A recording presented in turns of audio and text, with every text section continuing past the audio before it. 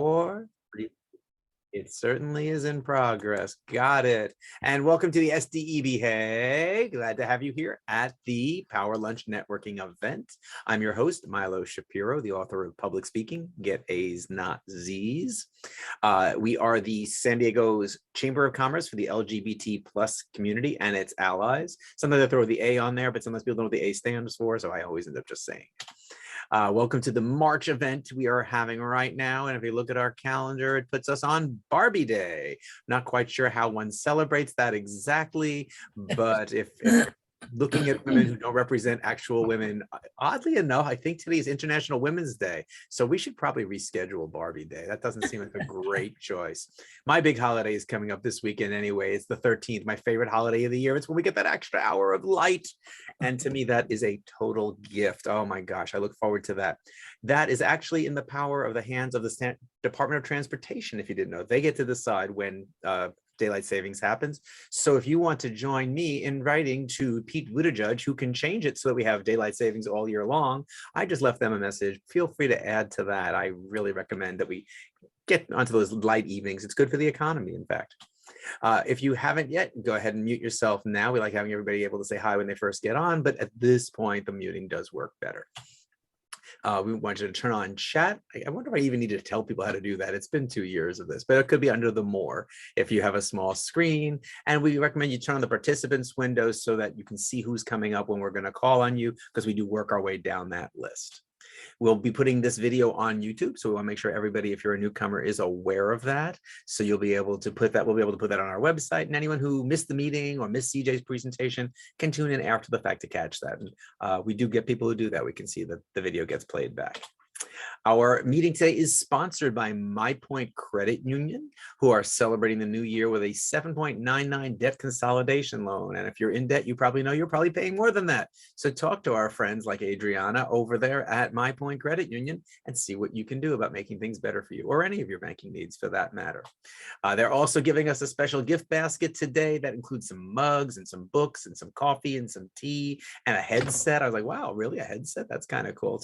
So we're going to have Jeremy at the end draw a winner of one of the people who's still with us toward the end of the meeting who can get that basket from My Point Credit Union. So thanks to everybody over there. If you'd like to be the, and by the way, they are a recent winner of the 2021 Equality Business Awards. I forget which one. Adriana, what was the actual award you guys won? The community impact. For the community impact. Terrific. Well, thank you for all you do. Sure. Coming out that night, it was so nice to see everybody there.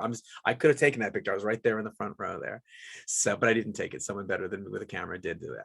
All right. So if you'd like to be a sponsor at some point in the future and have this little slot here to be able to talk a little bit more about yourself, let us know. info@sdeba.org. I will be seeing that email plenty. So if you don't catch it now, it comes up a lot.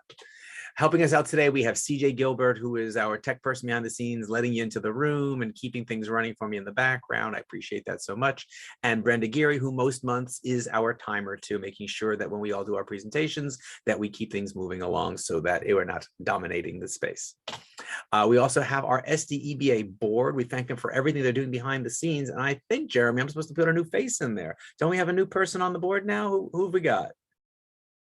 Oh, you're muted.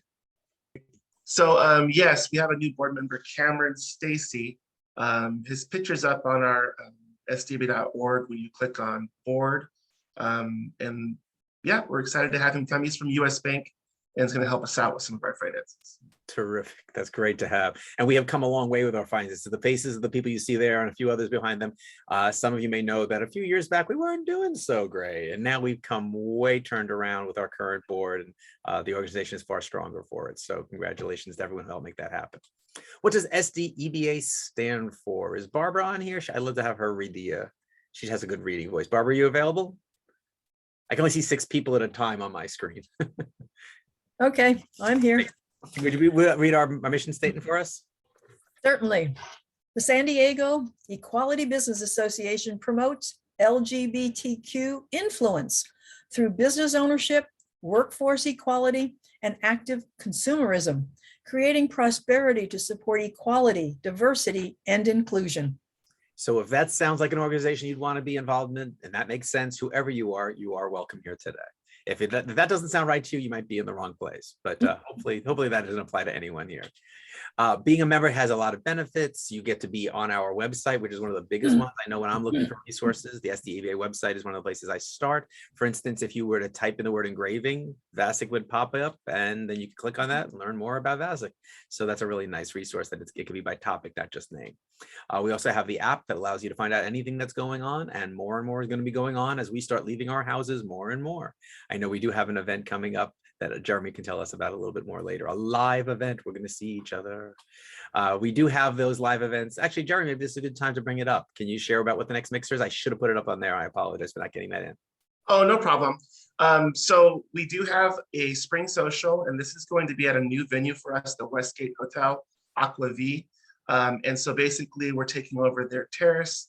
It's going to be on the 3rd floor. There's an indoor portion and an outdoor portion. Your registration gets you a complimentary drink ticket and also light hors d'oeuvres. And it's a really beautiful location. The Westgate Hotel was designed after, I think, Versailles. And so it was built in the 70s, but it's got a very, very over-the-top ornate French look. They have a lot of weddings there. That date is April 28th. That's a Thursday. All of these events can be found at sdeba.org/events. Terrific, thanks. I'll get that on there in time for the April meeting. Great, and I love that it's indoors and outdoors, because even by April, I'm still going to probably tend toward the outside. So I think it's great that we found a little bit of both. That's great. But we're going to continue with our power lunches too, so you have the opportunity to have online networking as well as live meetings as we go through the year, and hopefully keep these going once a month. That's what that looks like. So what is today about? It's about a chance for you to share what you do with a larger section of SDEBA's community, the people who pop in here that you might not know otherwise, give you a chance to learn what others are offering, provide education in various areas, and help grow our families so that SDEBA continues to flourish. What this isn't is exclusive by industry. So we could have 2 bankers, 2 realtors, we could have 2 of anything, or even 3. And that's okay for the power lunch. You know, whoever you have the best symmetry with, maybe you want to call multiple people, that's up to you. It's not a venue to find out intimately, because we're only going to be talking for a little bit. It's enough to intrigue people about your business so that they talk with you offline. It's not a replacement for the business networking groups where we meet once a week and get to know each other's businesses really well. I could practically do Barbara's pitch almost as well as her at this point, because I've heard it enough times, because we meet once a week, and that's why I know how great she is. So that's one of the things that comes out of it, is that intimacy of knowing each other's businesses. I just referred someone to our photographer this morning, Barbara, because I know him that well to know he was the right fit for this person. It's not a commitment. We want you to come every month if you can, but if you can't, if you've got a business meeting or something like that, take that month off. Just keep us in mind every month, please, for when you can make it. And it's not a place to sell to us. We want to understand what your business does so we can keep you in mind. It's not about making the people who are here today potentially your clients. If it happens, that's just a wonderful side business.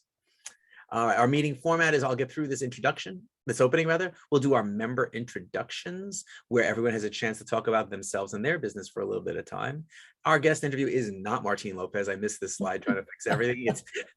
It's CJ, who's going himself, who I've wanted to feature for a while, talking, as most of you know, about how to maximize your website to do the most. We'll get to that later, but Martin was last month. We'll share about upcoming, we already shared about upcoming events, so I probably won't share that again. And then we'll have our closing in time by 1 o'clock, possibly sooner, depends how things go. Sometimes we have extended Q&A, so if someone has questions for CJ toward the end, instead of including that in our meeting time, we'll do our wrap up, and then if CJ wants to linger for a little while afterwards, I'm happy to keep that open and let you ask him questions about his expertise. When is it your turn? How do you know when it's your turn to talk? We're going to be going alphabetically down that list in the participants. It might have a few people at the top who aren't alphabetically correct. Those are the co-hosts. But beyond that, it'll get into the A's, and we'll go from there. When you hear your name, please unmute yourself. Otherwise, you're not using your time well. Then you can share orally, or you can screen share if you're comfortable with that. If it's the first time you're doing it, learn someplace else first, because you'll spend 45 seconds trying to figure that out alone. After you're done, remute so that we get quiet, and unshare your screen if you shared it. And then please share your big 5 over in the chat area. We want people to have access to that information. So that's your name, your website, your phone, your email, your LinkedIn. Don't have to do all 5, but it's a good 5 to share with people, because they're probably going to want one of them at least. Keeping us on time today, we have Brenda, and I think the timing cues here aren't right. Let me see what it says. But Brenda, it's not Barbara this month, it's Brenda. They go back and forth. So Brenda, but at least I have the right picture. Got something. So Brenda, we're gonna go with timing cues. I'm gonna let you explain that, the kind of the how, but I'm gonna tell you the numbers. Oh, this is right. Okay, so yellow 35. Okay, you go on and explain it because I do have the screen right. Yeah. Okay. Hi, everybody. So everyone's gonna have 45 seconds. 45 seconds to do your introductions today. And you're going to share how you show up in the world, why you do what you do, who you're looking for, who some ideal clients are. What I'm going to do is I've got 2 visual prompts for you. So they're going to want to make sure that you can see me in your window as you're doing your introduction, because at 35 seconds, I'm going to hold up this yellow card. And this is your visual prompt that you've got 5 seconds left to finish up. 10 seconds, I'm sorry, 10 seconds left to finish up. And then at 40 seconds, I'm going to hold up this red card right here. And this is your visual stop sign that you're done. Finish that last sentence up, and we'll go from there. And then when you're done, be sure to put your contact information in the chat as Milo indicated.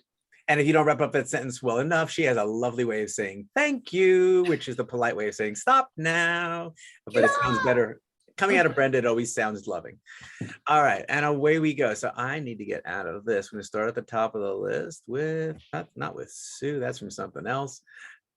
I have to switch modes here so that I can see the participants. There we go. So we're gonna start with, CJ's gonna have a lot of time today. I think we're not gonna include him in the 30 seconds. So Brenda, tell us a little bit more what you do when you're not a timer in this group. Absolutely, so let's see here. I'm actually going to share my screen. So my passion is health and wellness because of my own personal journey. I was told by my doctors that the best that would happen for me was to just exist and be on these prescription medications, and that would be my life. And that's what was happening. At my sickest, I was in bed 24 hours a day. I was on 20 prescription medications, and I wasn't living, I was just existing.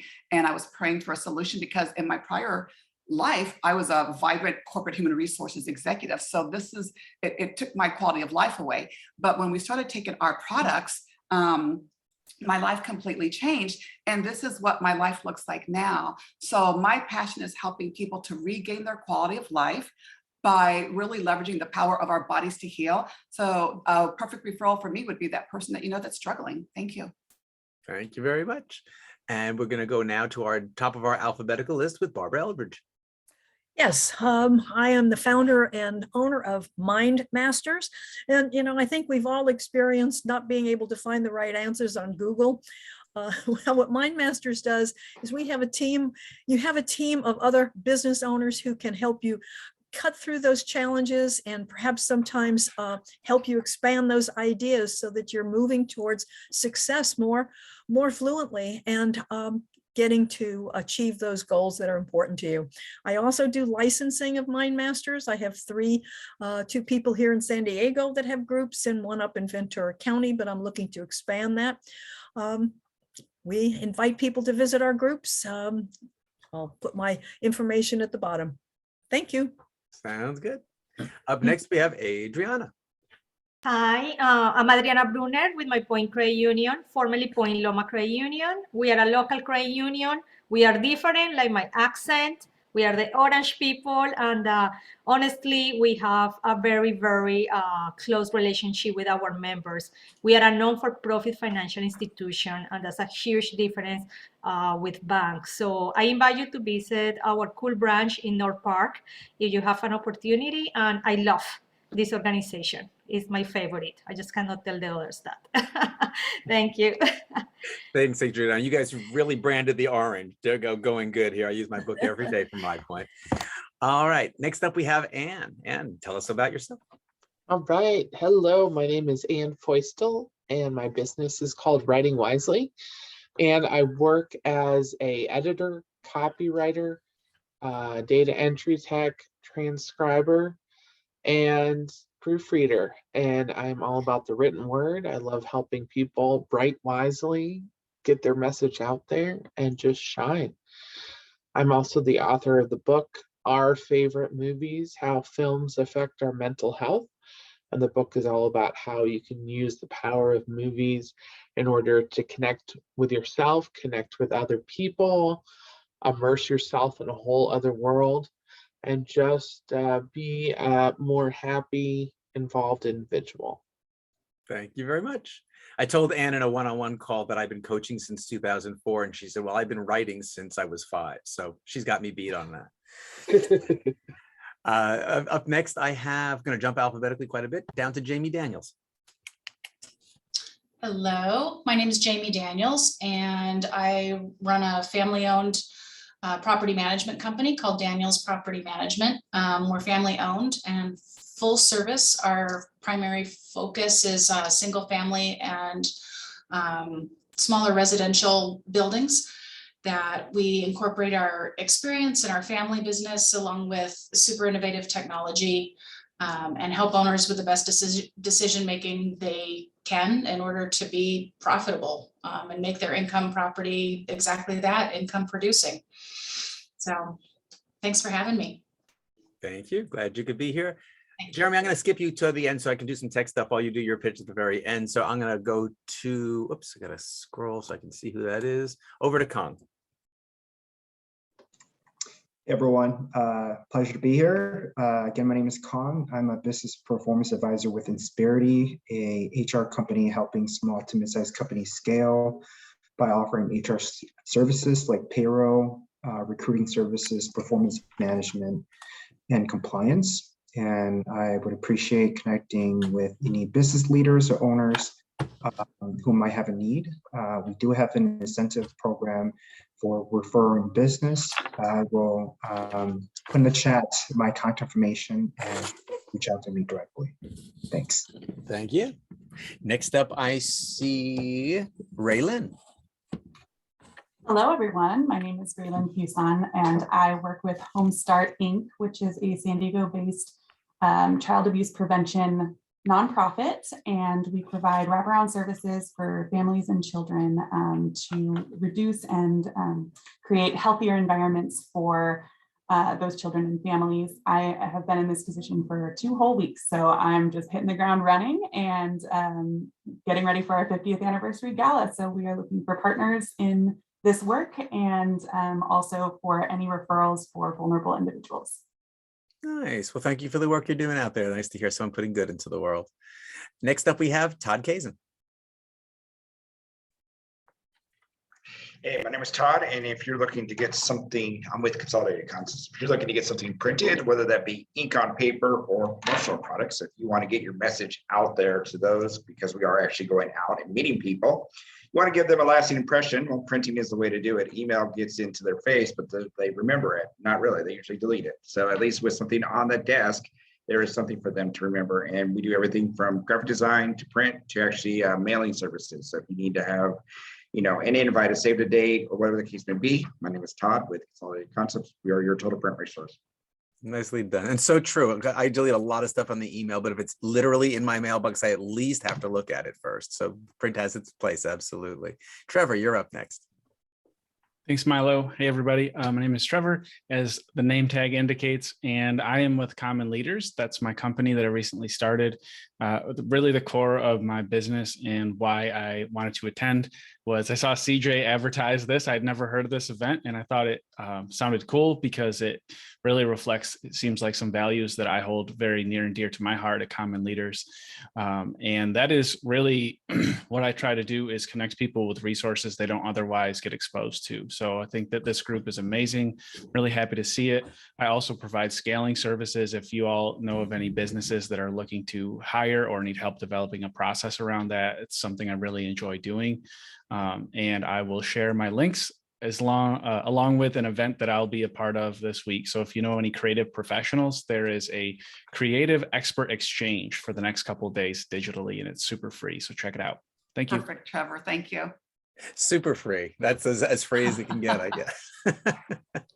I'm going to take my turn. I had 2 businesses. As I mentioned at the beginning, I'm a public speaking coach, helping anyone who wants to feel more prepared, polished, and powerful, whether their issue is that they're maybe not as organized as they could be, or they don't captivate attention, or maybe their voice is really flat. All these things that we can do to make people seem great as speakers. A lot of people think there's just people who are talented. And I think actually in most cases, those people who are talented are people who just intuit the lessons that I show people to help them become really good speakers. My other business is called freshenyourphoto.com, and I take the pictures that you sort of love, except that there's something wrong with them. They've got a stain, they've got a fade, they've got a tear, they're black and white and you wish they were color. You don't have to have photos that aren't exactly the way you want them in 2022. Send them to me and I make them look the way you want by freshening your photo. So freshenyourphoto.com, and I'll post that in a little bit. But I want to give Jeremy a moment to talk about the organization, anything he'd like to share or anything personal. He runs this organization. We just give him that time. Yes, Brenda, feel free to hold the yellow and red, but I may keep talking. Welcome, everyone. It's nice to see some faces that I haven't seen before. Our last big event was on December 9th. So it's been 3 months since our awards gala. And just wanted to mention a few things to everyone while we have you here. We're in the process of doing our annual meeting coming up at the end of May, which stay on the lookout for our emails and correspondence. We're going to be having a call out for additional candidates to join our board of directors. And then they'll be confirmed at our annual meeting typically held around the last week of May before Memorial Day weekend. We also are going to be sending out a poll in the next couple of days for all of us to decide what would we like our participation in San Diego Pride and what that looks like. We will of course have our signature Pride Mixer event, but do we also want to march in the parade? We used to do that as an organization. Would we like to do that again? And then also, do we want to hold a festival booth and what that looks like? So there'll be a poll coming out, and based on the responses from that poll, we'll make a determination on what our participation is with Pride. It's been a couple of years since the parade's been going on. I think that'd be a great opportunity for all of us to show the community that we're here and we're available. Other than that, just keep on looking at our website for current events and look forward to meeting you all soon in person at our big spring social. Fantastic. Oh, one more thing. Sorry. That's the okay. gift basket. For those of you that joined a little bit late, there's a beautiful gift basket from My Point Credit Union. I have done a prize wheel of everyone's name. That's currently on this call right now, with the exception of myself, Milo, and CJ. So if your name gets called the prize wheel, you have to be here. So anyway, it's pretty exciting. Milo shared the graphic at the beginning of this call. Thanks. Yeah. As if listening to CJ wasn't enough of a reason to stick around, now there's a prize basket for having done so. And with that, I'm going to move into that portion of our meeting. Thank you all for sharing what you do. So it makes it easier for us to be able to consider and recommend each other. Oh, Paul, did I skip you? Sometimes the names jump around and I miss something. I'm going to jump right back to Paul now. Thank you for raising your hand. My pleasure. Thank you, everyone. It's my first meeting, so I appreciate it. My name is Paul Needleman. I'm the owner of Cleanology Housekeeping Personnel Service. We arrange residential housekeeping services for the general public, one-time cleanings, move in or move out, or recurring weekly, bi-weekly, monthly. We also work with real estate professionals, like realtors, to clean their listings. And Jamie, we work with property management companies for their turnover cleanings. Been around since 2003. Been named Best of San Diego in the Union Tribune Readers Poll the last 4 years in a row.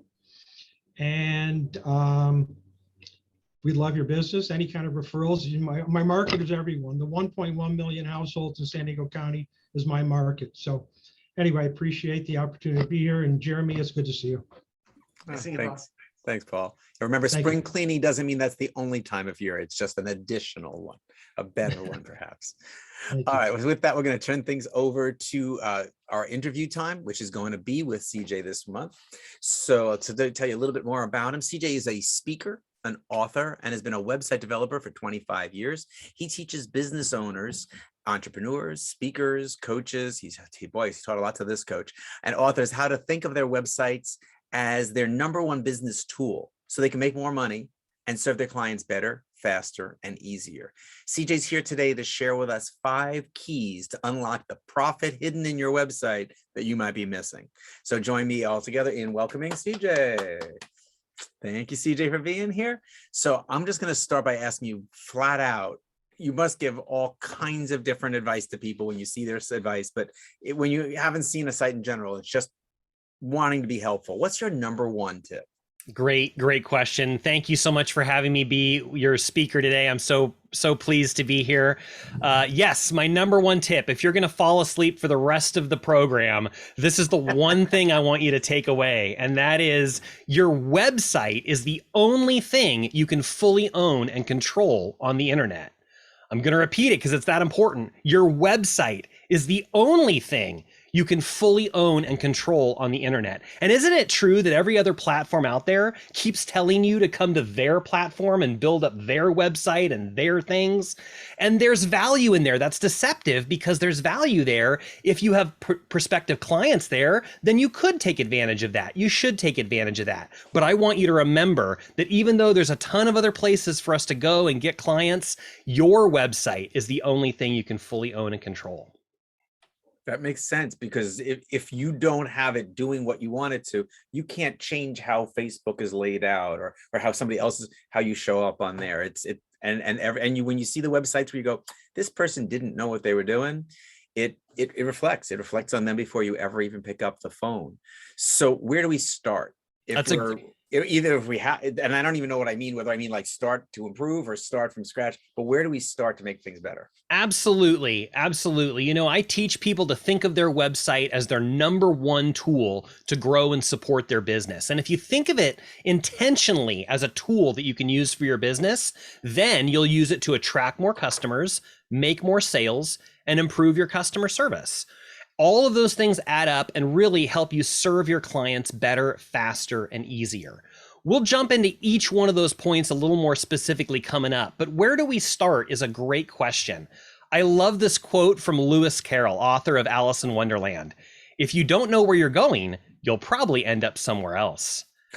And that could not be more true when it comes to the internet. I've got my web jungle safari hat right here. And yes, I'm a geek, and yes, everything I do is on the computer, but I have this whole shtick about the internet being a jungle. And I've got my jungle animals here and, you know, my safari hat. And this is all an illustration, number one, to make you laugh, get you engaged, but really to emphasize the point that the internet's a jungle and it's too easy to get lost. And so what do we do? How do we start? We start with these two important questions, the most important questions. Number one, what are your goals for your website? I used to ask people that question and I would get blank looks. It never occurred to them that they could have a goal for their website. And that made sense to me. I started thinking, what should a website do? And I realized, you know, most people know they need a website, but they have no idea what to do with it. And I wrote down some of my thoughts, and that's how I accidentally wrote my book, 5 Golden Keys to Sharpen Your Website. Since then, I've become a speaker, and I love teaching people to think of their website as a tool. So if you don't have any goals yet for your website, that's okay. My intention is, after listening to this message and this interview, you're going to have some goals. You'll be able to come back, rewind to right here, and watch it again once you have those goals ready. It could be to make more sales. It could be to improve some efficiency in your business. It could be for education, entertainment. It could be because you have forms or resources that you want to get into the hands of people. There's a lot of great things you can do with your website. And we'll talk a little bit more about specifically how. But let me give you the second most important question. Not only do we want to know what your primary goals are, we want to know who is your target market. One of the questions I'm going to ask you in relation to the goals is, what do you want your website to do for you? But even more importantly, what do you want your website to do for your audience?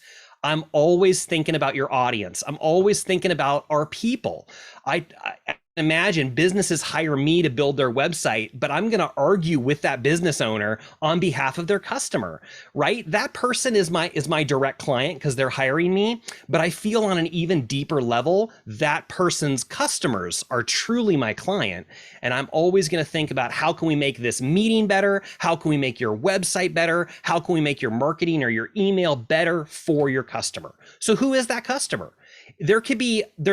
if I give you my list of demographic specifics, there's going to be a lot of things on that list. Some of those things may or may not apply to your business, but just pick off the ones that do matter the most. It could be gender related. It could be they're married, they're not married, they're divorced, they're transitioning between marriage and divorce. It could be they live in a particular geographic area. It could be based on their age. It could be based on their education, their financial ability.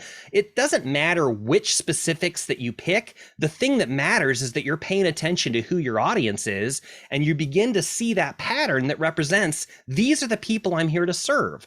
Once you realize who those people are, you can speak directly to them. I encourage people to sit down, write these things out, come up with those. I've heard a couple different words. I call it your ideal customer profile. Sometimes I hear people use the word avatar, but it's the idea of creating that model for, this is the person I serve. Even give that person a name, because once you picture that person as a person, you'll speak right to them.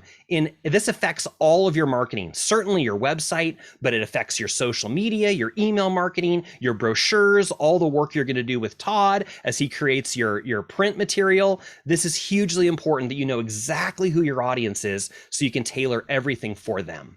And I've seen people get that wrong. Like, there was a coach I knew who was targeting women. That was her primary audience. But if you looked at her website, other than the fact that it said the word women in places, you would never know that. The look, the feel, it felt like it was meant for everyone. Yeah. Or conversely, I'm part of a men's organization where almost everyone who comes is over 40. But when you're looking at the pictures, there was all these happy 20 and 30-year-olds because they looked attractive. So it looked good for the website. It's like, right, you're making people think that they're going to feel old at an organization where they're actually in the norm. Let's swap out those pictures for some older guys. So being aware of what's going on. Do you think pictures are as important as the text, or do you think it's pretty even? Hugely important. Absolutely. It's a, can I say, double-edged sword, because we're kind of appealing to two masters. We are, of course, serving our human user, and we have to think about how that human person is coming to our site and engaging with things. And we're also kind of serving the machine robot that is Google and all these other search engines, because those are the things that bring our customer to us. So we need to have those words, because search engines only read words. They don't read pictures. So you've got to make sure you've got those words and those keywords on your site to get them to come to your site. But then you've got to have the pictures and the videos that appeal to the human person. Yeah, it's interesting trying to appeal to both the people and Google, and how, because if you don't get them there in the first place, but then those same words that Google like might not be the words that the people like. It's a balance. Absolutely. So what are some of the things we can do to attract more customers, to get them to that website? Absolutely. All of this is going to boil down to these three main points, what I call the three pillars of a successful website. It's your search, your sales, and your service. So your search is the idea of attracting more customers to you.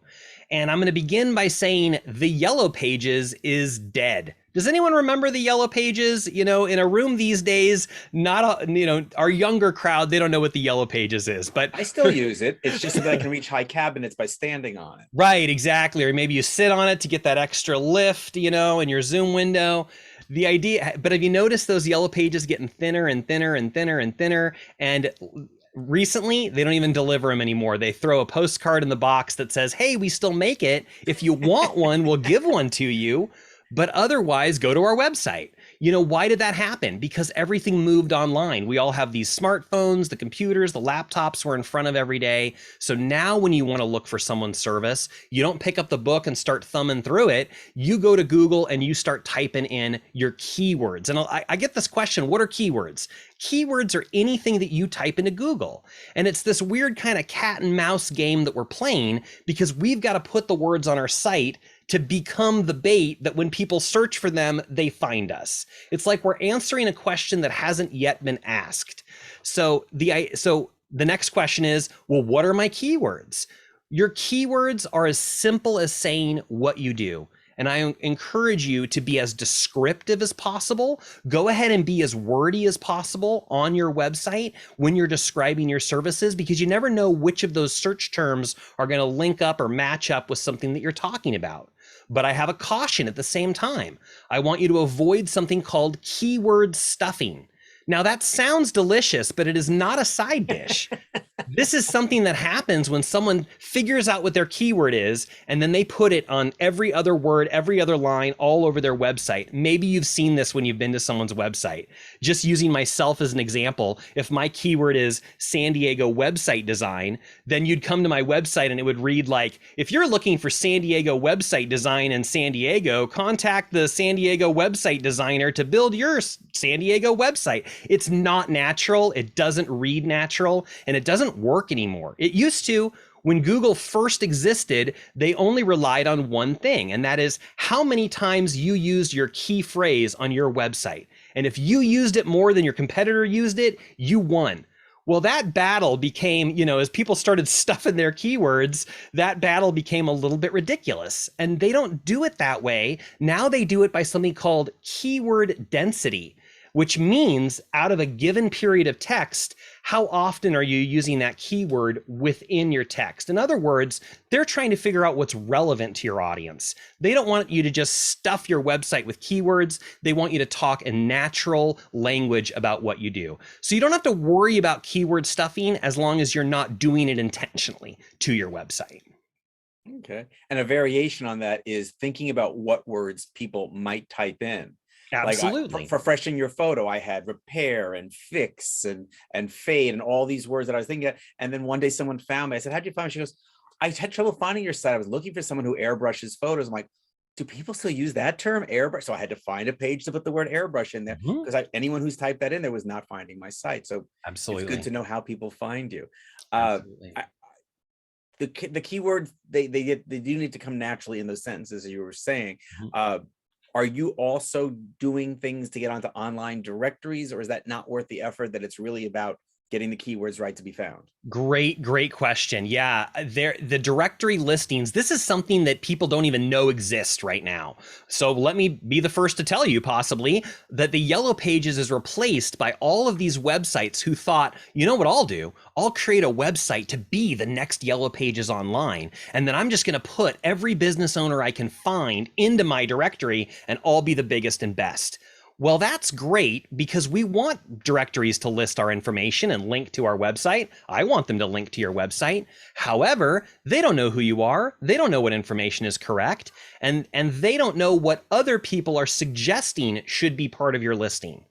So all of these websites are crowdsourced, meaning when you Google for something, have you seen the little link next to it that says suggest and edit? Or are these hours correct? Or is this website correct? Because they want the public to tell them what the correct information is, which is great. That works a lot of the times, but I've also seen it used in a nefarious way. Like, for example, the vegan restaurant, and then their competitor puts language in their listing about the best hamburgers or the best beef or whatever, right? There's a mismatch there. So this is a confusing thing because number one, business owners don't even know that these sites exist. So how do they know to find them? How do they know their information is correct? I'm going to offer you a tool. I've got several resources I'm going to offer you. One of them is a free directory listing scan tool. And you can use this for yourself. You can use it for any of your businesses that you work with. You can use it for the local business around the corner from you that you want to support. You can show them how to run the scan. It just needs a business name, address, and phone number. And it goes and it does a cross check through all of these listings. And it will show you in live time which listings are correct, which ones are not correct, what needs to be changed where. You can literally click on it. It'll take you right over to the site. You can register and fix it right there for free. I'll caution you again, the tool is free. It's only going to cost your time to fix all of those listings. Guess what? I've got a great service. It's less than $100 a month to fix all the listings from one dashboard. I'll give you more information about that later if you want, but feel free to use this scan tool for you, for anyone in your network. It's totally free to access.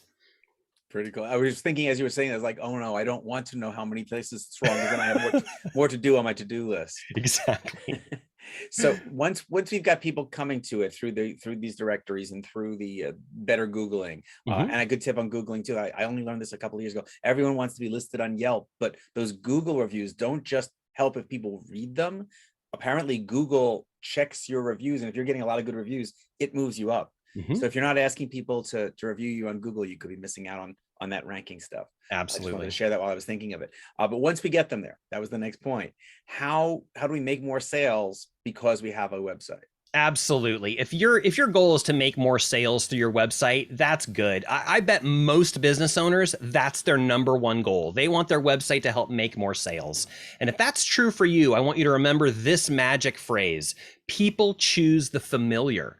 People choose the familiar. So what we want people to do is come to our website, spend a few minutes getting to know us, learn about our services, and the whole time they're doing that, they're developing a familiar feeling for us right here. And we know now that people make a buying decision based on how they feel about it. We used to think that people made a buying decision based on facts and logic and reason. And now we know that's not true in any way. People make their buying decisions entirely off of how they feel about something, and then they justify it with the facts.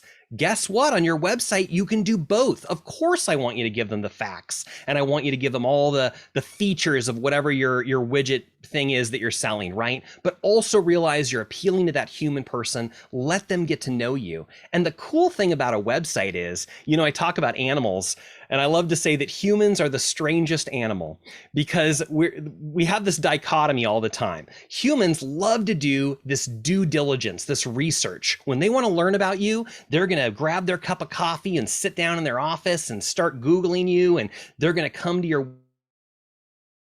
They want to learn and research. And when they're in that mindset, they don't feel like you're selling to them.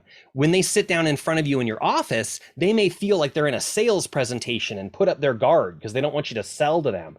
But when they're in their own home and office and they're in this research mentality, that guard is down. They're open to whatever they're going to learn. So isn't it cool that we can create a website? We can set right out here on a silver platter everything we want them to read and study. And when they're ready for it, they're going to come right there. They're going to read and study. They're not going to feel like you're selling to them.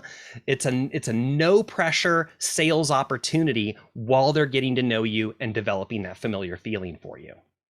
That all makes sense. I know I'm jumping on topics a little bit. I want to make sure we cover a lot of the things that I listed as possibilities. How about mobile responsiveness? Do some businesses just tend to have more mobile users and that matters more? Or at this point, you have to just assume no matter what you're doing?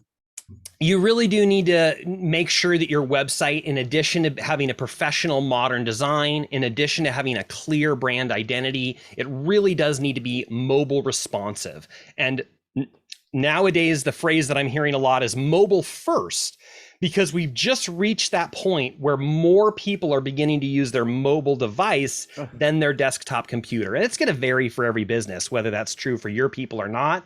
But statistically as a whole, we've just crossed the threshold. More people are now on mobile. Wow. And that's frustrating to someone like me who lays something out really nicely, because I don't want people doing this through screen. I want them to look at it, but I can't make them go to their computers. We have to meet them where they are. Yeah. You referenced the term in one of your notes to me, CTA. What is that? Absolutely. That is your call to action. Oh, okay. That is, what do you want your prospective customer to do? And one of the people I work with is a sales trainer, and he teaches the concept of staged selling. The idea that the first time someone picks up the phone and meets with you or talks to you, they probably aren't going to buy your thing. There's probably a couple steps involved. First, they call you, then they get this appointment, then they learn a little more, then you meet with them, whatever that may be. I would love for you to think of your website as a tool to help you guide them through all of those steps. Maybe it makes sense on your homepage to just list it out. Here's the steps. Here's what we're going to do. Or maybe you just want to give them the first step. The first thing you're going to do is, what is that for you? Is it give us a phone call? Is it try a free demo or a free something, a free opt-in to your email list? What is that first step for them to get more information and for you as part of your sales process? Be bold and upfront with it. Click here, call now, do this next. Yeah, make it really clear. Because I know for me, I want them to fill out the form.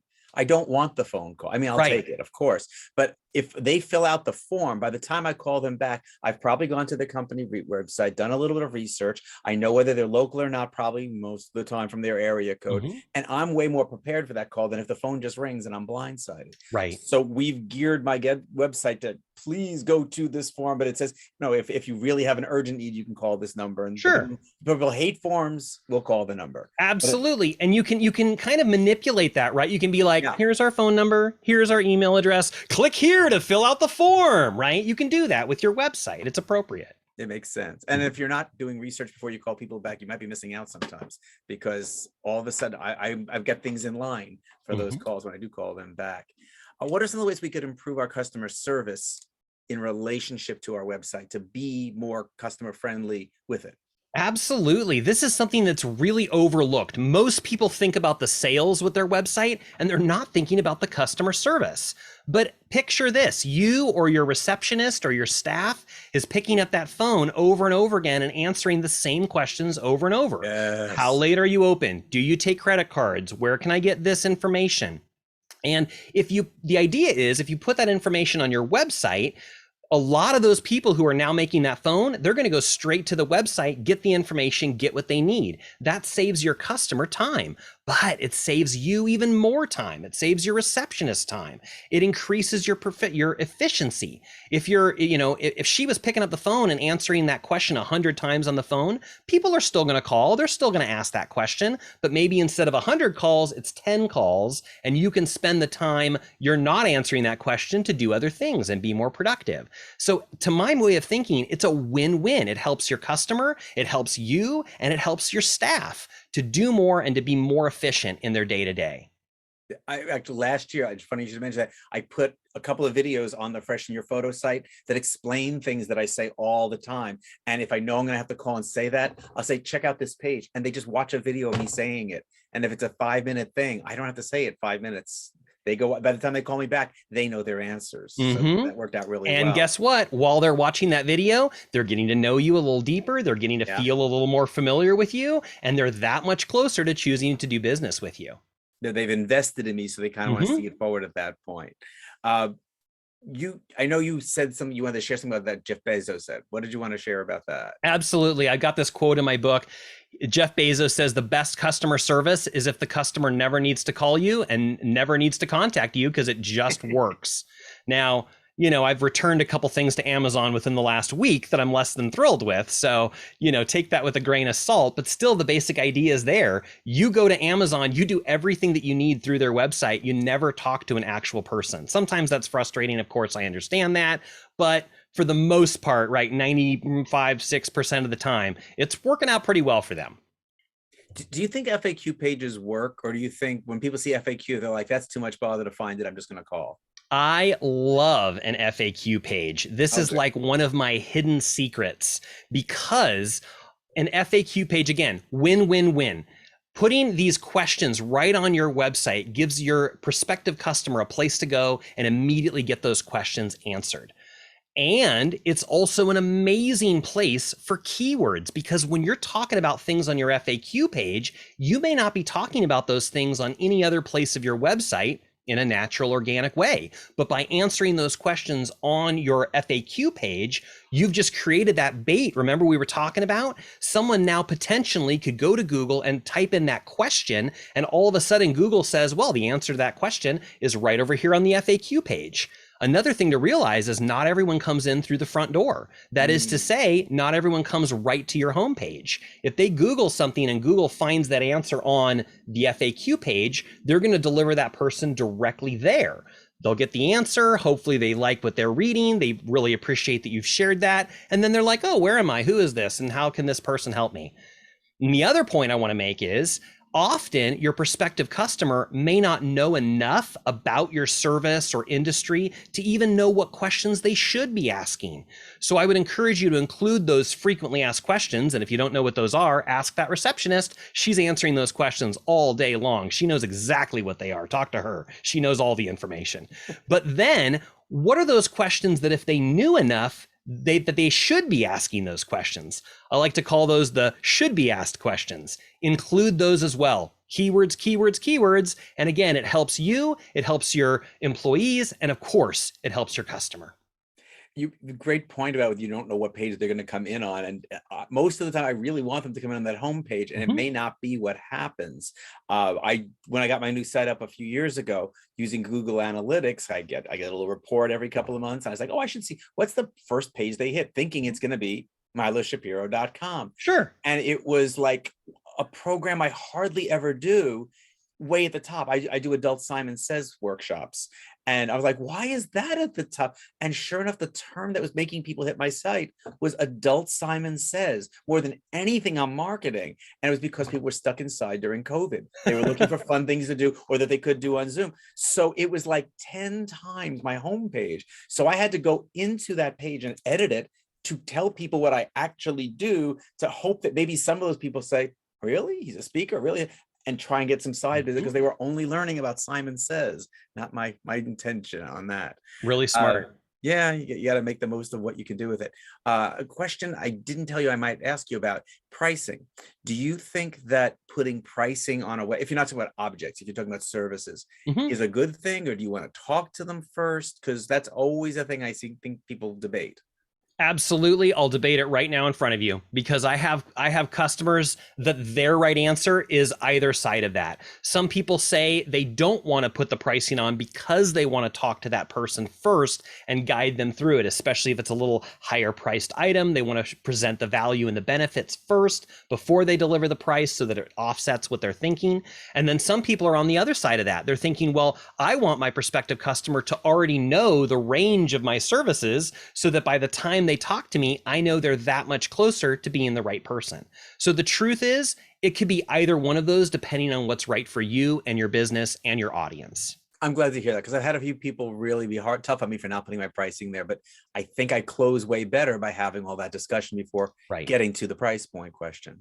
Great. So you said you wanted to share some free tools and resources with us. I want to make sure we don't run out of time before you can do that. Absolutely. I'm going to drop one more time my link right here in the chat box to my SDEBA resource page, and I'm going to show you what that is and what you can find. I've got 3 things that I want you to check out.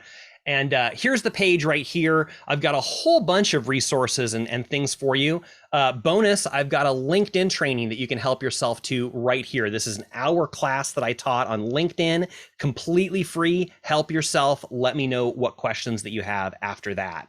But the 3 tools I want to show you are, number 1, I talked about those directory listings. If you scroll down to this black area that says, can they find you when they need you? This orange button right here will take you to that free listing scan. The green button will let you read all about it, but you can use this orange button all day, every day, for every business you come across. There's a form where you put in the name, address, phone number. There is a spot for name and email. I want you to know that that's going to come to me and me only, and that's just so I can turn around and send the link right back to you, so you don't have to fill out the form again. So you don't even, I made it optional. You don't even have to put in your name and email there if you don't want to, but just know it comes to me, and it's just so I can turn around and send you that report right back for your convenience. So you can even put your own name there over and over again as you're helping other local businesses. So that's the free thing I want to offer you right there to check out your directory scan. And then 2 other resources. I want you to check out my free video workshop. We touched just a little bit on all my main points today, but I've got a video workshop right here with 7 videos. They're each less than 10 minutes, and they go a little bit deeper into each of the points we talked about today. This green button here will take you to mywebsitesafari.com, where you can access that free training. And then I have a podcast and a YouTube channel called Ask a Web Geek. This orange button will take you to the Ask a Web Geek page at askawebgeek.com. I'd love for you to join my Facebook group, subscribe to me on YouTube, and ask any questions you have. I would recommend, if you want to go through the whole program, start with the free video workshop, get all the basics understood, and then you're going to have a ton of questions. That's when to come back over to Ask a Web Geek and ask me anything else that you may want to know about your website, about email marketing, social media, how it all ties together, strategies and ideas, and I'm happy to help you in any way I can. He's really knowledgeable. I've shared this before with some groups. I got my website banned from Facebook. And once you do that, if you know anyone that's ever happened to, it's forever. It is forever. And they said I had inappropriate content. I'm like, I'm a public speaking coach. What possible inappropriate content I got? And CJ found a way to talk to someone in Facebook and get them to look at my website and realize, and in days I had my website, I could put my website on Facebook again. That's how varied his web geek knowledge is. So I will be grateful to you forever on that one. So we're going to wrap up the interview thing so we can do some little closing remarks on the organization. And if anyone wants to linger for a little bit, because some of you might be thinking, I do wonder a few things about my website now that you've heard CJ, we'll linger for a little bit afterwards. Could I impose and ask everyone to just wave at me while I take a quick picture? I love to post these on social media. Sure. So I'm going to take just a couple here real quick. Wave, everyone. Awesome. Thank you so much. Appreciate that. It took me about 6 months into the pandemic to realize we don't actually have to wave because it's a still picture. This looks the same. So going back to where we live off in this organization, I can't tell you who the April 6th person is going to be because I'm working on a really big name. He has said probably, and I don't want to say it and then have it turn out to not be a thing. I'm amazed he said yes. So I'm going to work on our May guest and see if that person can be our April guest if our big famous person bails on us. So be watching your email to see if a big famous person is our guest. And if you see a not so famous person, it means he ended up changing his mind. But we'll get someone good in there regardless. That is just plain not true. That is today. That's out of sequence. And Milo, we have our prize wheel too. Yes. I was going to mention that. I didn't forget, but thank you. The Good Neighbor reception is May 12th. Is that true? Yep. Okay, that's true, because that's after the next event. Right, we had one in February. It's every 3 months. Oh, okay. I think I put this up before I knew about the April one, so we're all set on that. We love if you'd follow us on Facebook. We are the name of the organization after the .com, and for LinkedIn, it's a great place to follow us. Also, LinkedIn, created the tinyurl.com, LinkedIn SDEBA, because it's a lot easier than the really long one that we have.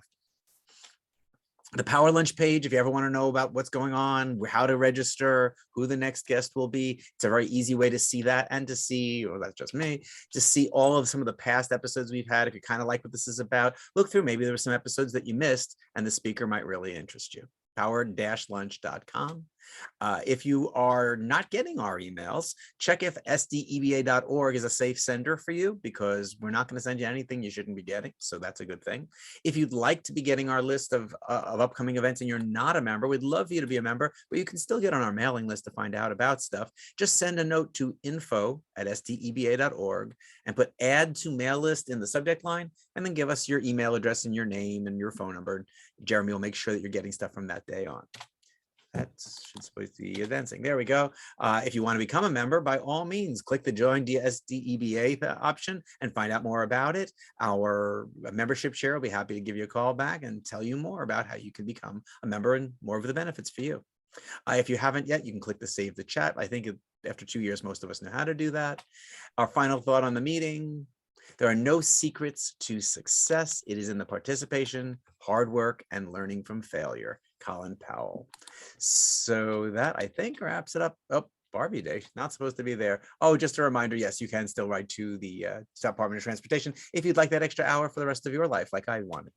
Thank you for being with us. Those are the ways you can reach us if you have questions or comments, and that wraps things up. If you need to get back to your day, it is 1:01, but I think CJ would love to take a few questions. So if you want to hear those question answers, might be more important to you than anything he said, so linger. I'm going to turn things back to CJ for questions. The rest of you have a great day, and we'll see you in April for a guest to be determined. Thanks. Milo, we're going to do the prize wheel. Is that fine? Oh, prize wheel. I did mean to put it in there after the darn it.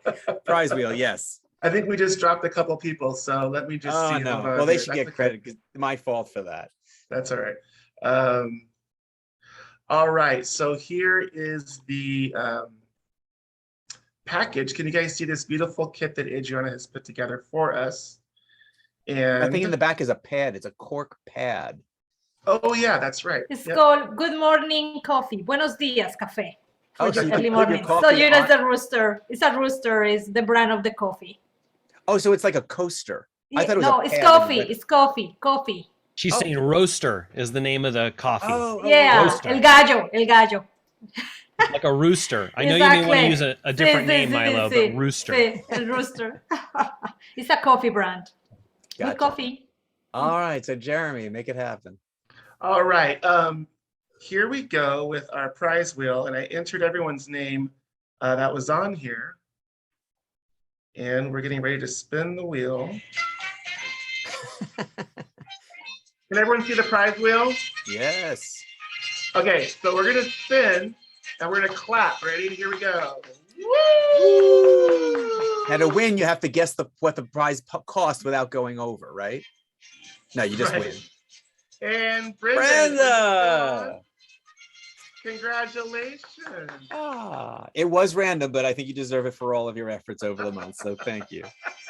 That's fun. Well, terrific. So I'll turn things back to CJ. And if anyone has questions, you can just call out or you can use the little raise hand thing and CJ will call on you. And then real quick, Brenda, I'll send, or do you want to email Adriana, or is it going to be available for pickup at the North Park? Is that how it works? I will get in contact with Brenda. I'm actually sending her a message right now. Oh, perfect. Great. Thank Okay. you, Jeremy. Thank you. Milo, back to you. Okay. And actually CJ. So if anyone has questions for CJ, just start calling them out. Absolutely. Everyone's muted. So if anyone's calling it out, we're not hearing you. CJ, what our website's critical, like as an example for mine, I'm always torn on whether I should use a website over like my podcast webpage, like my podcast host in my case, because I find that it's more updated than my website is. Any take on the balance between not sharing your website because it's so out of date versus sharing it because it exists? I would say out of those options, I would encourage you to update your website. And once again, you know, the other tools that are out there, including your podcast page, and you know, there's other kinds of website builders out there that people use for their websites. I think whatever people are doing is great. Keep doing that.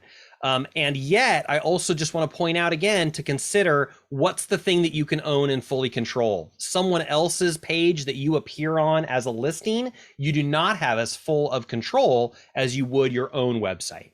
Yeah, that's why I have the list of all the past episodes on power-lunch.com, because I could point you to the YouTube page, but I have no control over how YouTube organizes it or what's going to see there. But if I'm linking you to the video, I have control on my own web page of that. Cool. That Are makes sense. you linking people to your podcast page, at least from your website? Yeah. All of it's connected from the website, like as a standalone. I definitely got a little lost in having somebody create a really wonderful website at an affordable price that I found. But now the tough part is like the maintenance of it, of course, like the upkeep on it, because I didn't create it. The Wix site that I made that was kind of trash was easy to maintain because I made it, but it wasn't very pretty.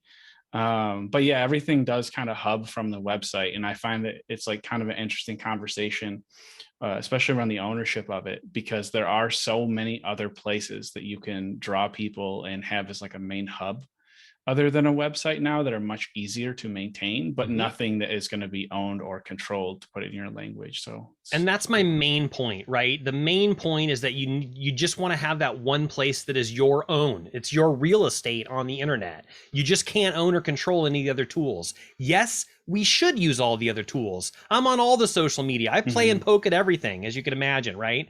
Even more than I would encourage my clients to ever do. But I still know that it's my own websites, that those are the things I can fully own and control. And for those people that are like, well, they'll just, you know, let me say it this way. When they Google you, do you want them to find something that you control and you're putting out there? Or do you want to just leave it up to whatever they find that has your name behind it? Google's probably going to give them Pinterest and YouTube first. So regardless of what I want them to find. No, I appreciate it, CJ. That's really helpful insight. And it really is helpful to hear over and over again. You own it, maintain it. Thank you. One thing, I know I'm not the expert, CJ is, but something that worked for me with the Power Lunch thing was I am not really comfortable in WordPress. It's one of those things where I know if I try and get in there, I will mess up my webmaster's work. But I had her set up just one page for me that was plain text. It doesn't use all of the graphical because that I know I can mess with that page and not mess anything up. It's almost like working with Microsoft Word. It's really, so that's what you're seeing when you see the Power Lunch listing. It's just the date, and I think the name of the guest and a link to that much I can do without messing up that page. That's easy maintenance. So maybe have one page that's safe for you to do, where you're not going to suddenly have things shifting on the page and everything else for yourself. And just have her say, click for a list of my most favorite podcasts, and that's the one that you do yourself. But have her put that on the page that's fancier, or him. And there may be a way, Trevor, that you can have a page of your site that's somewhat dynamic, and it's pulling in the information from your podcast page. And that might require a particular kind of plugin or a particular kind of something. The great thing about a podcast is it all boils down to an RSS feed. And so you could possibly find that plugin that's going to just read from the RSS feed and list the most recent 3 or 6 or whatever episodes on that page. And you never have to update it, because as you update your podcast, it's going to automatically update that page for you. That's a good call. I probably should use an embed player to do that. I think the Buzzsprout offers an embedded player that I could use there, and it won't be maybe as fancy looking, but at this point, like it just keeps them on your site. So when they're done with listening to the episode, they'll continue to move around in your site and contact you, rather than be off someplace else. And maybe they, why go back to his site? Mm-hmm. Yeah, and just to belabor it for another 30 seconds, another thing I like about drawing people through like a website portion is that it allows like a podcast, for instance, to be browser friendly, because there's a big crowd of people, primarily like older users, who, when you say podcast, it's like, oh, I don't know what that is, and I don't want to download a new app. People like my dad, who they could totally do it, they just aren't willing to. So I think a browser or web-based platform helps open up access. So that's a cool idea. I like to offer people the choice, because I certainly understand that. If you go to my website, askawebgeek.com, you can watch every episode right there on the website, because I've got them embedded. But I also understand it might work nicer, play better for you to be able to open up the YouTube app, because the YouTube app itself is going to work better on your mobile or iPad or whatever. So if you want to, you can click from my website over to the YouTube video, and then it'll open up the native app, and then maybe that's going to work better on your device, but you still got there through the website. So all I have to do is tell people the website, and then they can find their way to it. Yeah, there's so many potential options with making, like, I wonder, there's a different discussion, but like what the perfect, most ideal, like when you think about a dream house, there's a dream house that you have in mind. What's the dream setup for a website where it's got like all of the plugins possible, yet is not overwhelming to a user when they click on it? That's like the tricky thing, right? Because your dream house is going to be different than someone else's, right? Yeah, no doubt. Well, I've chewed up all the time, but I appreciate you answering my question. Thanks, Trevor. Glad you're here. I think it's frequent for entrepreneurs, honestly, like they don't update their websites, and I'm now guilty of something that I get on other entrepreneurs for, like, don't have a blog if you're not going to update it. And now I have a blog that's not updated. It's the worst. We're all guilty of that. Absolutely. I encourage people, just take one step. There, you can never do everything right. Your website is never done, right? It's always something that can grow and evolve and change, just like your business is. So just add that one more thing, improve that one more thing, take another step tomorrow or next week. It's all you can do. Cool. Well, I appreciate y'all having me, and Milo. I will be back. This is cool. I'm always looking for, I wouldn't say I'm always looking for new places to network. I got a little lame on Zoom places to network, to be honest, but this has enough focus to it that I doubt that there's as many floaters that come in and out of it as much. And I'm just really trying to get in touch with the local community and all the different communities in our community. So I think it's super cool that you have this and host it. Appreciate it. Okay. Yeah, I'm glad that CJ published it. I haven't plugged it in the other organization because I don't know how many people are LGBT friendly and aren't. But as the host, that's kind of a big confession. Like, well, if he's hosting it, But if CJ puts out that he's a guest on the show and someone says, oh, I don't mind going to an LGBT thing, that's fine. And then if they discover I'm the host, I have no problem with them at that point. So I have been in a lot of groups where I've suddenly realized I'm glad I didn't come out to this person. Holy cow, you just never know. Yeah, that's real. I apologize. You don't have to like have that thought cross your head, but Yeah. like if you ever need something plugged from like a different angle or whatnot, like feel free to send me Good to know. the materials and I'll talk about it in EE. Everybody knows that I don't talk about the same thing more than twice. So I'm happy to plug yours in one of them if that's helpful. I just like to share stuff and it's always changing. Oh, that's great. Yeah. I mean, we do this every month. So when you get the notice, in fact, to know about upcoming meetings and stuff like that, do send that note to info@sdeba.org so Jeremy can send you the power lunch thing every month. Okay. Or whatever else we're doing. You're welcome to come to any of the mixers. It's nice to be a member because you end up on the website and people do tend to, there's a little bit of a trust of people who are actually members of the organization. But I don't think anybody's gonna, say, wait a minute, you're here and you're not a member? What? And I don't think anybody would, they'd just probably assume you're a member if you show up at a mixer. Yeah, I mean, in fairness, if somebody tells me that I'm not welcome there partway through, I'll just leave and it's not a big deal. Like I'm a straight white guy. I get into everything else. It's not. Oh, I gonna didn't be mean a that. big No, deal. I don't. I If mean, somebody kicks me out. No. I mean, not a member of the organization, not a member of the gay community. Yeah, but all the above. If somebody says leave, I'm like, okay, that's fine. No, I'm just here to support if I can. I think for most of the events, there's like the membership price and the non-member price. So nobody's going to Yeah. say you can't be here. You're not a member. That's silly. You can't expand an organization by not letting people come as guests. Easy now. There's a lot of people that don't agree with that, but We're not the them. wall. All right, I got to Cool. get ready for a 1:30 program. Good seeing you. And I'll probably Thanks, see you y'all. the next day or two. Have a good afternoon. Bye bye. Thanks for having me. Oh, and CJ, are you going to send me the link to the video, or does Jeremy will. It'll come to him and he'll send it on to you. Cool. See you later. Thanks again. Good job. Bye-bye.